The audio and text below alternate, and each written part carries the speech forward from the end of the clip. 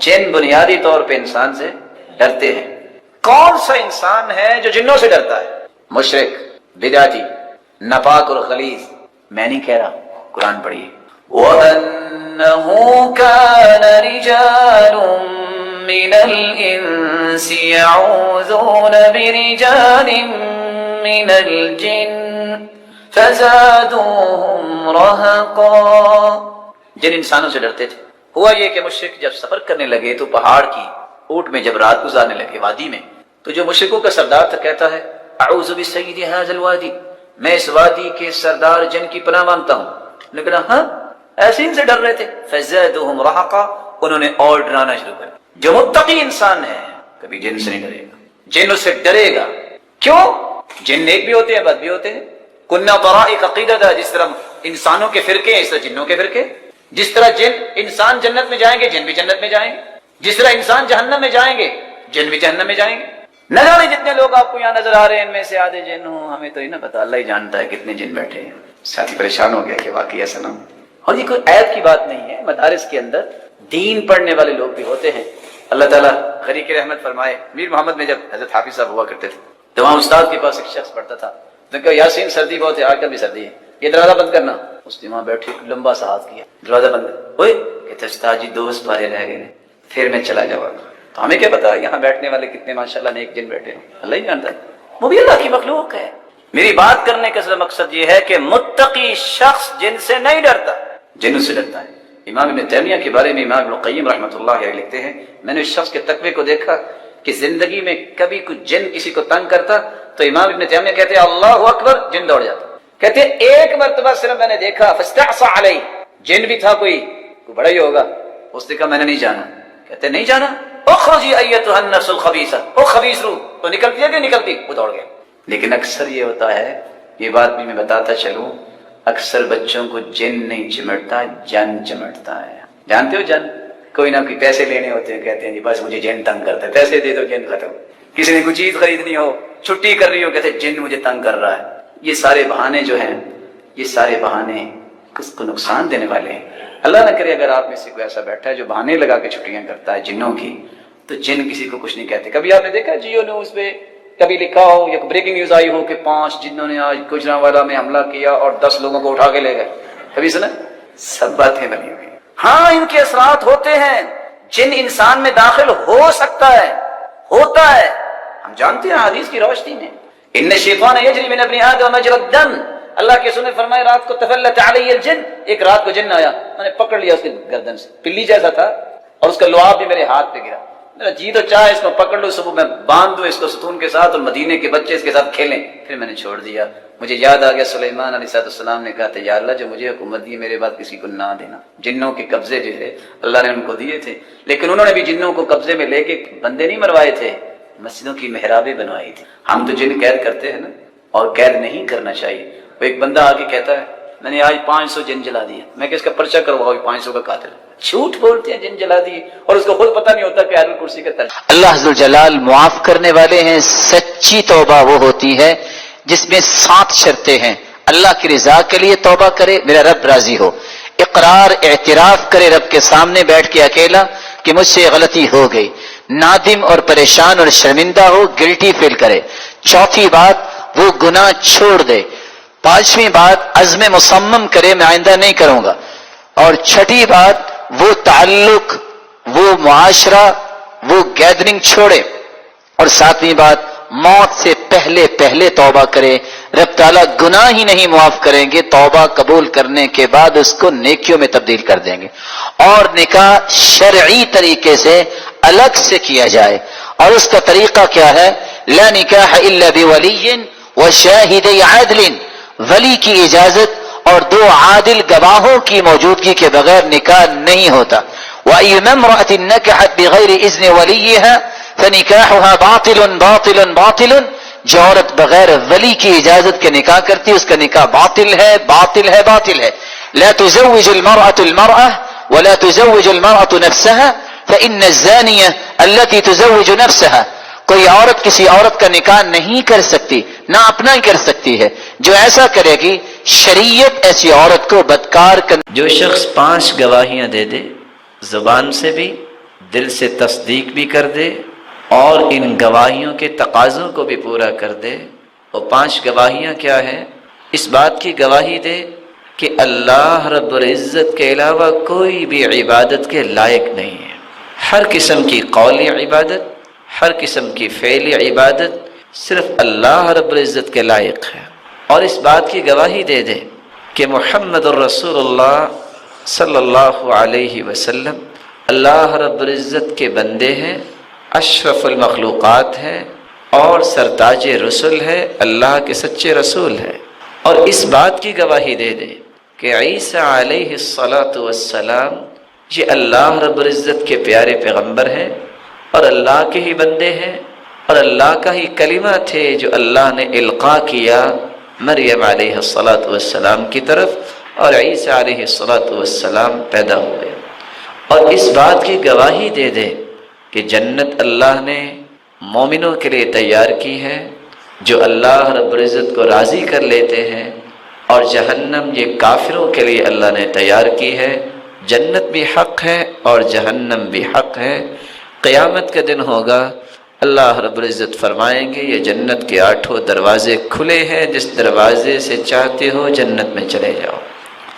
رسول اللہ صلی اللہ علیہ وسلم نے یہ جو پہلا طریقہ بیان کیا ہے، اللہ رب العزت کی عبادت کی گواہی دینا کہ اللہ رب العزت کے علاوہ کوئی عبادت کے لائق نہیں۔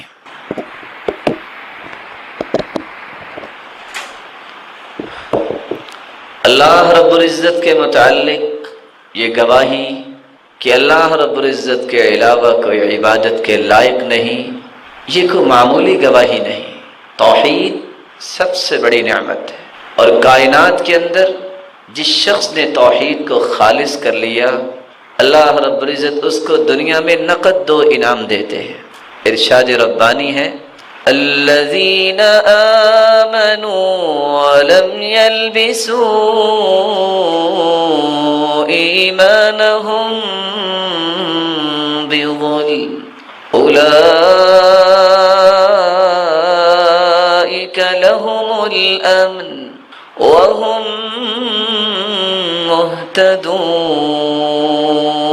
مہتدون۔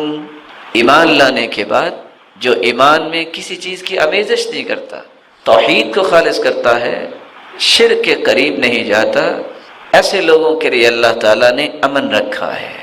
امن و استقرار اور استحکام ایسی قوم کو نصیب ہوتا ہے جو اللہ کی ذات کے بارے میں اپنے کانسیپشن کلیئر کر لیتے ہیں۔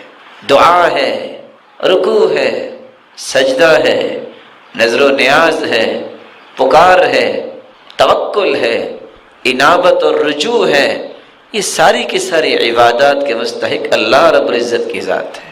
جہاں اللہ رب العزت نے ان کے لیے امن و استحکام رکھا ہے، وہاں دوسرا انعام یہ ہے ایسے لوگوں کو خوش ہو جانا چاہیے، یہ صراط مستقیم پر ہیں اور ہدایت یافتہ ہیں۔ رسول اللہ صلی اللہ علیہ وسلم کے بارے میں یہ گواہی دینا، رسول اللہ صلی اللہ علیہ وسلم کے بارے میں یہ گواہی پیش کرنا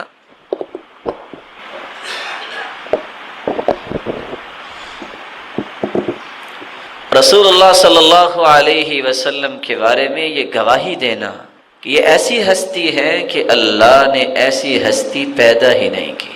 اور خود رسول اللہ صلی اللہ علیہ وسلم کا فرمان ہے انا سید ولد آدم ولا فخر، میں فخر نہیں کرتا، میں پوری انسانیت کا سرتاج ہوں، کیونکہ فخر اللہ تعالیٰ کو پسند نہیں۔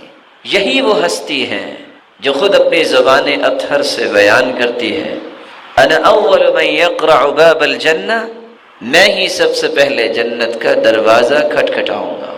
اللہ کے رسول صلی اللہ علیہ وسلم ہی سب سے پہلے جنت میں جائیں گے۔ ان کے بارے میں یہ تصور انسان کے ذہن میں ہو، یہ یقین ہو کہ یہ پوری کائنات سے اعلیٰ ہے اور اللہ کے پیارے بندے ہیں۔ رسول اللہ صلی اللہ علیہ وسلم کی اس گواہی کے متعلق انسان کو 4 باتیں یاد رکھنی چاہیے۔ آج معاشرے کے اندر بہت سارے پہلو ایسے موجود ہیں جن کا تعلق اسلام سے نہیں ہے۔ محبت میں آ کر، جذبات میں آ کر کوئی بھی ایسا پہلو پیش کر دینا جس کی شریعت نے اجازت نہیں دی، انسان اپنے درجات میں بھی کمی کر بیٹھتا ہے اور بسا اوقات نیکی کی بجائے اپنے آپ کو گنہگار کر بیٹھتا ہے۔ کتنے لوگ ہیں جو بھول کر یہ کہہ دیتے ہیں کہ اللہ کے رسول صلی اللہ علیہ وسلم کو تو غیب کا علم ہے۔ میرے معزز، میرے محترم بھائیوں، چند لمحات کے لیے سوچئے، جس کو غیب کا علم ہوتا ہے کیا اس کو وحی کی ضرورت ہوتی ہے؟ جس کو غیب کی خبریں مل جائیں وہاں تو وحی کی ضرورت ہی نہیں ہے۔ اور قرآن مجید میں اللہ رب العزت فرماتے ہیں، اے میرے پیارے پیغمبر صلی اللہ علیہ وسلم، آپ اپنی زبان اطہر سے خود بیان کیجئے۔ قُلْ لَا يَعْلَمُ مَن فِي السَّمَاوَاتِ وَالْأَرْضِ الْغَيْبَ إِلَّا اللَّهُ وَمَا يَشْعُرُونَ أَيَّانَ يُبْعَثُونَ۔ آپ اپنی زبان اطہر سے خود بیان کیجئے، اللہ کے علاوہ زمین و آسمان کے غیب کی خبریں کوئی نہیں جانتا، اور ان کو تو یہ بھی پتہ نہیں وَمَا يَشْعُرُونَ أَيَّانَ يُبْعَثُونَ، کب ان کو اٹھایا جائے گا، قیامت کب قائم ہوگی، اس کے متعلق بھی کسی کو خبر نہیں ہے۔ تو رسول اللہ صلی اللہ علیہ وسلم کے ساتھ سچی محبت کا تقاضا یہ ہے کہ جو قرآن نے بیان کر دی ہے، جو اللہ کے رسول نے خود بیان کر دی ہے، انہی اصولوں اور ضوابط کی روشنی میں محبت کی جائے۔ رسول اللہ صلی اللہ علیہ وسلم کے متعلق یہ بات انسان کے ذہن میں ہونی چاہیے کہ میں اگر ان کے بارے میں یہ بات کہوں گا کہ رسول اللہ صلی اللہ علیہ وسلم غیب کا علم رکھتے تھے، اس کا مطلب یہ ہے کہ میں نے اللہ کے رسول کی تعلیمات کو پسند نہیں کیا۔ وحی جس کے بغیر انسان کے ایمان کا ثبوت ہی نہیں ہے، اور اگر وحی نہ ہو تو انسان کے پاس ایمانیات پہنچ ہی نہیں سکتی۔ اصل میں جو یہ کلمہ بول بیٹھتا ہے بھول کر کہ اللہ کے رسول تو عالم الغیب ہیں، میرے معزز اور محترم بھائیوں، وہ تو وحی کا انکار کر بیٹھتا ہے۔ رسول اللہ صلی اللہ علیہ وآلہ وسلم کے متعلق اس طرح کے جذبات کو اور اس طرح کے الفاظ کو، اس طرح کے تصورات کو انسان کو اپنے قریب نہیں آنے دینا چاہیے، بلکہ وہ بات کرے جو قرآن نے بیان کی ہے، اور وہ بات کرے جو خود رسول اللہ صلی اللہ علیہ وسلم نے بیان کی ہے۔ اللہ کے رسول صلی اللہ علیہ وسلم کے متعلق یہ الفاظ بول دینا کہ اللہ کے رسول صلی اللہ علیہ وسلم تو نور ہیں، ان الفاظ سے بھی میرے بھائیوں انسان کو بچنا چاہیے۔ جب قرآن مجید میں اللہ رب العزت فرما رہے ہیں سبحان الذی اسری بعبدی، پاک ہے وہ ذات جس نے اپنے بندے کو سیر کروائی، اور اللہ کے رسول خود فرما رہے ہیں قولوا عبد اللہ ورسولہ فانما انا عبد، میں اللہ کا بندہ ہوں، اس لیے لا تطرونی کما اطرت النصارى ابن مریم، تم اس طرح مجھے بڑھا چڑھا کے بیان نہ کیا کرو جس طرح عیسائیوں نے عیسیٰ علیہ السلام کو بڑھا چڑھا کے بیان کیا۔ رسول اللہ صلی اللہ علیہ وسلم کی عبدیت، ایسے عبد پوری کائنات کی عبادت ایک طرف اور محمد مصطفیٰ کی عبادت ایک طرف۔ دیکھیے جبریل علیہ السلام 600 پر ہیں ان کے، لیکن اولاد کتنی ہیں ان کی؟ کتنے بیٹے ہیں جبریل کے؟ کوئی بھی نہیں۔ میکائیل اور اسرافیل وہ بھی اللہ کے پیارے فرشتے ہیں، اور کس طرح اللہ تعالیٰ کے حکموں کی تعمیل کرتے ہیں، اتنے جلیل القدر فرشتے، لیکن کتنے بیٹے ہیں ان کے؟ کیوں نہیں نورانی مخلوق کی اولاد نہیں ہوتی؟ اگر رسول اللہ صلی اللہ علیہ وسلم کو بھی ہم نور کہیں گے تو فاطمہ الزہراء رضی اللہ تعالی عنہ کس کی بیٹی ہے؟ یہ زینب، ام کلثوم اور رقیہ رضی اللہ تعالی عنہن یہ کن کی بیٹیاں ہیں؟ ابراہیم رضی اللہ تعالی عنہ یہ کس کے بیٹے تھے؟ تو یہ تو خاندان نبوت کا انکار کرنا ہے۔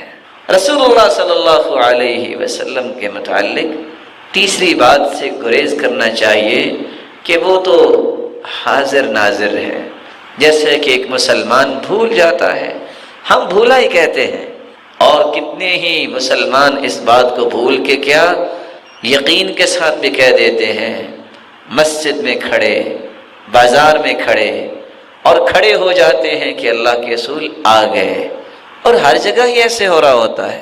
ایک مسلمان اس بات کو پسند کرتا ہے جو اللہ کے رسول نے بیان کی ہے۔